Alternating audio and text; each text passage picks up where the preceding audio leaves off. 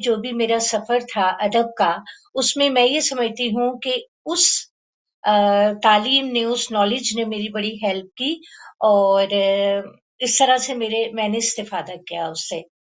अम, जहाँ तक Islamic history का सवाल है वो नेचुरली मेरा बहुत पसंदीदा सब्जेक्ट था वो भी। तो जब कॉलेज से हम यूनिवर्सिटी गए तो मैं जर्नलिज्म में करना चाहती थी अपना अच्छा। मास्टर्स। लेकिन समहाउ उस वक़्त तक हम शादीशुदा हो चुके थे। तो आपको पता है अच्छा। शादी होने के बाद तो घर की ज़िम्मेदारियाँ ये सब हो जाती हैं।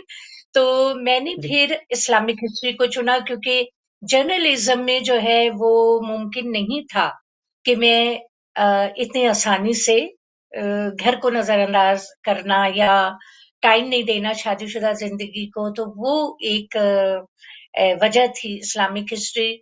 और फिर ज़ाहिर है इस्लामिक हिस्ट्री इटसेल्फ एक बहुत उम्दा सब्जेक्ट लगा मुझे, तो इस लिहाज से मैंने चुना उसे।